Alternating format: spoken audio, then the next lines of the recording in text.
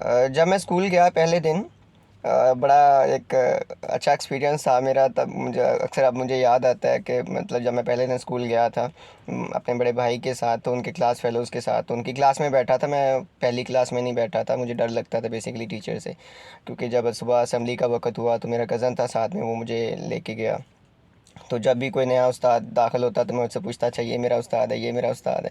और जब मुझे बताता है कि नहीं है, तो क्योंकि उनके हाथ, उनकी जो जिसामत देख के मुझे डर लगता है कि ये जब मुझे थप्पड़ मारेंगे या मारेंगे तो कितना दर्द होगा। तो ये चीज़ें मतलब एक खौफ होता है इंसान के अंदर, उस्ताद का, टीचर का। तो फिर एक बड़ा लागर सा, पतला सा मेरे जैसा उस्ताद आया, तो मैंने पूछा ये कौन है? कहता है ये तुम्हारा उस्ताद है, ये तुम्हें पढ़ाएगा। अच्छा, मैंने शुक्र अदा किया, चलो ये कमज़ोर सा है बेचारा, कितनी की मार लेगा मुझे। अच्छा नहीं हो, जब मैं तब असेंबली के बाद फिर मैं क्लास में, क्योंकि मुझे कुछ जानता नहीं था, पहला दिन था मेरा।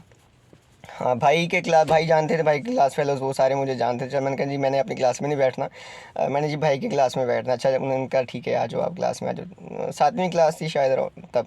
अच्छा, पहली क्लास तो मैं क्लास में बैठा हुआ। अच्छा, उनके जो पहला जो लेक्चर था वो मेरा ख़्याल इस्लामियात का था या कुछ इसी तरह कुछ था, इस्लामियत का था। अच्छा जी, अब मास्टर साहब अंदर आए हैं, नाम मुझे याद है उनका अभी भी पूरा सिनेरियो मुझे याद है। अच्छा, उन्होंने आते, क्योंकि क्रिकेट स्कूल में बहुत खेली जाती थी तब, अब भी बहुत खेलते हैं, तो भाई लोग सारे मतलब क्रिकेट खेलते होते थे दोस्त वगैरह उनके। तो विकेट्स वगैरह जो गेंद बैट वगैरह होता था वो अपने क्लास के रूम में ही होता था। अच्छा, वो आते ही उन्होंने अटेंडेंस वगैरह मार की। अटेंडेंस मार करने के बाद उसने कहा कि चलो जी आप ना एक दफ़ा रिवीजन कर लो, फिर मैं सुनता हूँ। अच्छा, उसी तरह फिर सारे स्टूडेंट नीचे बैठे हुए थे टाट पे, तो उसने भी रिवीजन स्टार्ट करवा दी टीचर ने, और बाद में वो उठ के चहलकदमी करने लगा क्लास में। अच्छा, उसके बाद उसने जी दीवार के साथ जो विकेट्स पड़ी हुई थी वो हाथ में पकड़ी। मैंने कहा लो जी अब काम ख़राब हुआ। अच्छा, मैं अब अपना तो क्या याद करूं, जो मतलब जो क्लास फेलो थे भाई, उन्होंने मुझे कुछ हल्का फुल्का लब्बे पेटे वोट जो भी था वो मुझे सिखाया था कि ये तुम याद करो, फिर जब टीचर आएगा तो तुम सुनाना।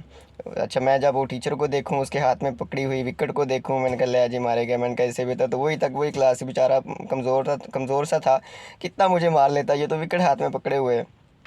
मेरे जी बुरे हाल थे पहले दिन पे।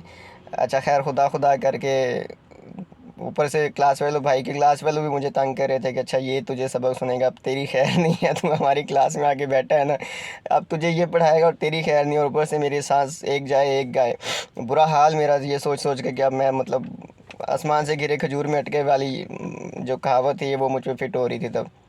अच्छा, बैठे हुए थे, अच्छा खुदा करके मुझसे मुझे कुछ नहीं कहा, और क्लास में भी किसी को कुछ नहीं कहा, क्योंकि इस्लामिक नॉर्मल सा सब्जेक्ट होता था, इजी सा, वो याद हो जाता था, सारे मुसलमान थे तो याद हो जाता था आराम से। अच्छा खैर, मैं पहला लेक्चर गुजारा, मैंने कहा ना जी मैं जा रहा हूँ कज़न के पास, मैंने इस क्लास में नहीं बैठना। कज़न मेरा पहली क्लास में बैठता था, मोहसिन। अच्छा जी, मैं उसके पास चला गया, उन्होंने कहा कहता क्या हुआ बैठे नहीं? मैंने कहा नहीं जी मैं इधर ही ठीक हूँ, मैं उत्थे नहीं बैठना, मेरा बुरा हाल है। अच्छा, उसके बाद यूज़ टू हो गया, स्कूल आने में दोस्त बन गए, खेलना कूदना सारा, फिर खेल में दिल लग गया, मुख्तलिफ गेम्स खेलते थे। अच्छा, फिर सुबह सुबह घर से तैयार होके आना, जी चलें जी स्कूल खेलते हैं, जाके खेलने के लिए आते होते थे बेसिकली, पढ़ने वढ़ने तो कुछ नहीं आते होते थे हम लोग। अच्छा, फिर खेलते खेलते दिल लग गया पढ़ाई में, पढ़ना शुरू हो गया। तो जितने भी फिर मेरे जो क्लास फेलोज़ थे वो बढ़ते गए, तादाद आलमोस्ट 75 के राउंड अबाउट पहुँच गई थी, मेरा रोल नंबर 50 हो गया। जब हम लोग फिर पहुँचे जी छठी क्लास में, तो हमारी जो स्कूल्स की जो क्लास फेलोज़ की तादाद थी वो 85 के राउंड अबाउट पहुँच गई थी, और मेरा रोल नंबर पहला था। और रिशफल हो गए रोल नंबर ना, मतलब पाँचवीं के बोर्ड के इम्तहान होते थे तब।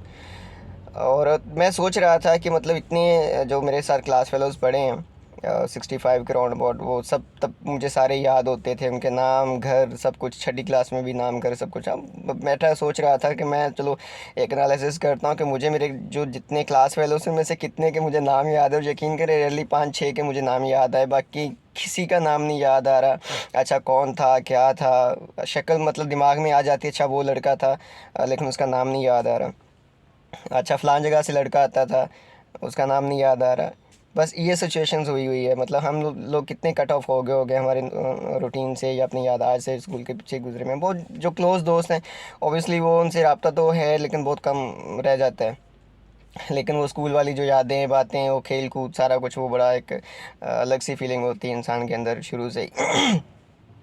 अच्छा, तो वो मतलब वाक़यात गुज़रते हैं फिर स्कूल में हमारे, क्योंकि हम लोग जो छठी में बहुत शरारती थे, पढ़ने में भी अच्छे थे और शरारती थे, तो जब भी मार खाई है शरारतों की वजह से खाई है, पढ़ाई की वजह से बहुत कम मार खाई। एक दफ़ा खाई थी, 8वीं क्लास में थे हम लोग और एक नए टीचर औरंगज़ेब साहब आए थे जी।